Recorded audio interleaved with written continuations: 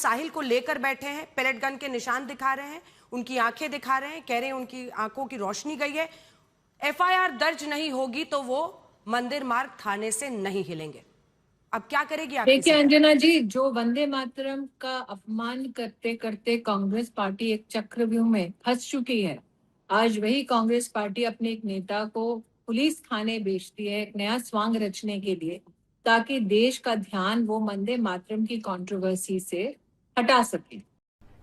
अरे कहना क्या चाहते हो? वर्तमान में अगर आप इंटरनेट पर देखें तो राहुल गांधी इस व्यक्ति के साथ बैठकर दूसरे लोगों पर टॉफियां फेंक रहे हैं, हंस रहे हैं, मुस्कुरा रहे हैं, लोटपोट हो रहे हैं। खाओ माँ कसम कि दिल्ली पुलिस के पुलिस बल पर आक्रमण नहीं होना चाहिए था, उनका माथा नहीं फोड़ा जाना चाहिए था। एक शब्द बोले। लेकिन स्मृति जी, क्योंकि this is Delhi clearly a police co- time when everybody is choosing sides.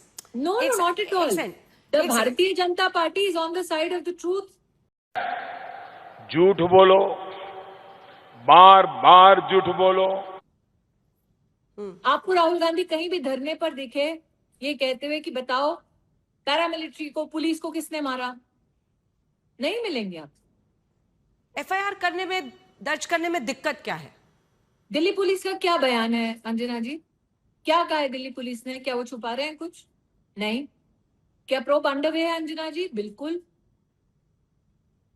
लेकिन कोई भी जब जांच होती है, इन्वेस्टिगेशन होता है, तो कंप्लेंट दर्ज होती है, फिर एफआईआर दर्ज होती है, फिर उसमें आईओ लगाया जाता है, एक प्रक्रिया है, वो उसका पालन जी। अंजना जी, बिना कंप्लेन दर्ज हुए, बिना किसी के संज्ञान में लिए क्या प्रोब हो सकती है? कभी नहीं हो सकती ना। आप एक अनुभवी पत्रकार हैं, बिना एजेंसीज के, इंस्टीट्यूशंस के एक विषय का संज्ञान लिए हुए क्या प्रोब हो सकती है? नहीं हो सकती।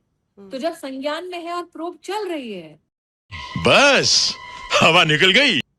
ये जो सज्जन चुनाव में आके अपना गोत्र बताते हैं, इनकी उपस्थिति में वंदे मातरम को मना किया गया गाने से पूरा का पूरा। उसमें क्या वंदना थी कि हम माँ भारती को दुर्गा स्वरूपा मानते हैं, लक्ष्मी स्वरूपा मानते हैं। तो लक्ष्मी जी, माँ भारती का सम्मान, और हमारे हिंदुस्तान की जनता माँ भारती को एक विद्या का स्रोत मानती है। इन सब चीजों पर अंकुश लगाया सोनिया जी ने। झूठ बोलो, बार बार झूठ बोलो। 1923 में अंजना जी, क्योंकि इतिहास के पन्ने पलट रहे हैं, 1923 में काकीनाडा सेशन में कांग्रेस के तब के अध्यक्ष थे मोहम्मद अली जौहर साहब, मौलाना साहब थे। तब जिन्ना ने खड़े होकर बोला था वंदे मातरम नहीं गाया जाएगा। सरदार पटेल, शायद आप चेक कर सकते हैं, उस वक्त थे सेशन में। तो महाराष्ट्र के एक गायक ने खड़े होकर जिन्ना का विरोध किया और कहा कि ये मंच किसी धर्म विशेष का नहीं है, राष्ट्रीय मंच है। और उन्होंने जिन्ना के खिलाफ जाकर वंदे मातरम पूरा गाया। तो आप मुझे कह रही हैं एक मराठी सिंगर में इतनी हिम्मत थी कि वो जिन्ना को चुनौती दे दे, और नेहरू जी में नहीं थी? खैर, इसका जवाब देने के लिए तो अभी उस पर मैं तो नहीं आपको बता सकती हूँ जवाब, लेकिन वापस आज के विषय जवाब देना चाहिए वो तो अच्छा टॉफियां फेंक रहा है अभी। स्मृति जी, एक सवाल सीधा है जी कि अब देखिए, इस मुद्दे पर तो एक बहुत बड़ा सेंटिमेंट भी देश में जागा ना, कि भाई पेपर लीक का मुद्दा था, छात्र निकले थे, और बहुत, देखिए दोनों पक्ष है इसमें, ऐसे भी कुछ थे जिन्होंने उत्पात मचाया, वहां पर कुछ उपद्रवी घुस गए थे। जी, आप अपना प्रश्न रिपीट करेंगे? मेरा सवाल आपसे यह है कि अगर कुछ दिनों को ही पीछे जाएं तो ये एक ऐसा आंदोलन था जंतर मंतर का। प्रश्न रिपीट करेंगी? मैं रिपीट कर रही हूं कि आपको मेरी आवाज मिल रही है? स्मृति जी, आवाज आ रही है? बस हवा निकल गई।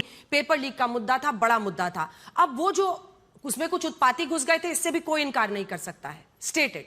बट उसके बाद से अब जो ये एक एक करके ऐसे लोगों को मुद्दा को उठा रहे राहुल गांधी, तो आपके लिए भी तो मुश्किल तो हो रही है ना कि भाई कैसे जवाब देंगे पेलेट गन पर? सुनिए ना, मेरा सवाल खत्म नहीं हुआ है, मेरा सवाल खत्म नहीं हुआ है। इसमें बस इतना बता दीजिए, देश की जनता आपको सुन रही है लाइव, पेलेट गन का सच क्या है, और ये जांच के लिए क्या कोई टाइमलाइन है कि पुलिस कब तक बता देगी, ताकि लोगों को एक आश्वासन मिले? जी बिल्कुल। आपको मैं इतना कह दूं ना, आप इन्वेस्टिगेट कर रही है ना मैं,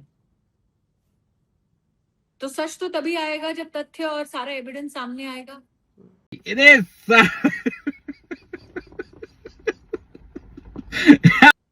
सांसद के नाते सेवा दे चुकी हूँ, जहां से मेरे टर्म से पहले सीधा राहुल गांधी थे, जहां देश के 2 प्रधानमंत्री आ चुके हैं। जहां सोनिया जी आ चुकी हैं, वहां पर बच्चे जमीन पर बैठकर पढ़ते थे। पहली बार वहां पर टेबल कुर्सी 500 से ज्यादा स्कूलों में हमारी सरकार ने लगाई। तो इनका एजुकेशन का क्या इतिहास है, वो उसका मैं प्रमाण आपको दे सकती हूँ। आज भी अमेठी में गेस्ट हाउस है सरकारी जमीन पर, जो राहुल जी ने बनाया, सोनिया जी ने बनाया अपने लिए, जबकि वो जमीन उन्होंने ये कहकर ली थी कि वहां पर मेडिकल कॉलेज बनाएंगे। वो जमीन खाली नहीं की। झूठ बोलो, बार बार झूठ बोलो। वो तो कह रहे हैं एक बात कांग्रेस की वर्किंग कमेटी में कह रहे हैं स्मृति जी कि मोदी डेज आर ओवर। ये तो कब से कह रहे हैं, ये तो कहते थे कि चाय वाला कभी प्रधानमंत्री नहीं बनेगा। ये तो डेज की ही कल्पना नहीं कर रहे थे। और मोदी डेज आर ओवर, ये बात तो कांग्रेस पार्टी पिछले 12-13 साल से बोल रही है। और नरेंद्र मोदी ने अर्चना जी बार बार कहा है, मोदी से बैर है लेकिन दुश्मनी देश से मत निकालो। मोदी से बैर है तो अपमान वंदे मातरम का मत करो।